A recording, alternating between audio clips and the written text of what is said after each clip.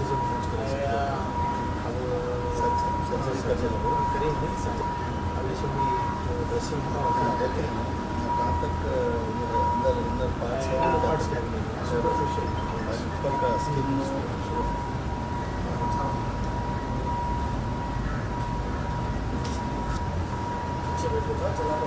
चला था पीछे था पहले चला पड़े से चलाना था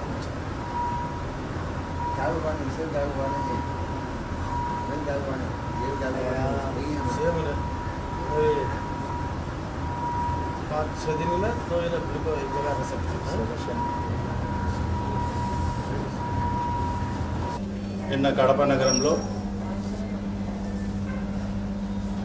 ఒక ఇద్దరు చిన్నారులు ఎలక్ట్రిక్ షాక్ వల్ల ఒక సంఘటన జరగడము నిజంగా చాలా బాధాకరమైన విషయం. మరి ఆ సంఘటనలో ఒక అబ్బాయి మరణించడము, ఒక అబ్బాయి ఈరోజు హోలిస్టిక్లో ట్రీట్మెంట్ జరగడము, అబ్బాయిని కూడా చూడడం జరిగింది.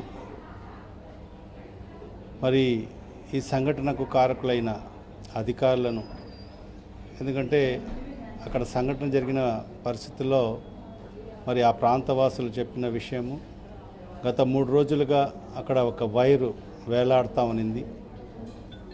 మరి అక్కడ కంప్లైంట్ చేసినా కూడా మరి ఆ అధికారులు, సంబంధిత అధికారులు ఎవరు కూడా స్పందించకపోవడం వలన మరి ఈ ఘటన జరిగినట్టుగా మరి ఆ ప్రాంతవాసులందరూ కూడా చెప్పడం జరిగింది.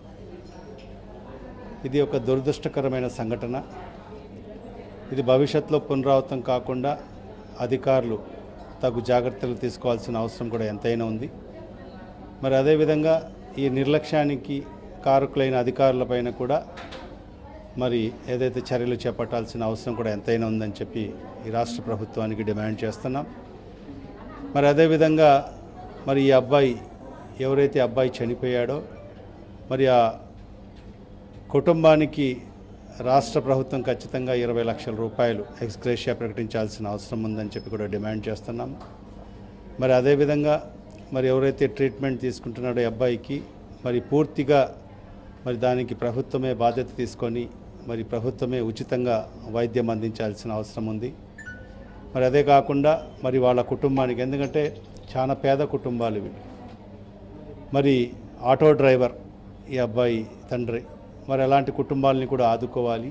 మరి ఖచ్చితంగా ఈ ఏదైతే క్షతగాత్రులైన ఈ అబ్బాయికి వాళ్ళ కుటుంబానికి 10 లక్షల రూపాయలు ఎక్స్గ్రేషియా ఇవ్వాలని కూడా మరి రాష్ట్ర ప్రభుత్వానికి డిమాండ్ చేస్తున్నాం. ఖచ్చితంగా ఈ రాష్ట్ర ప్రభుత్వం బాధ్యత వహించాల్సిన అవసరం ఉంది.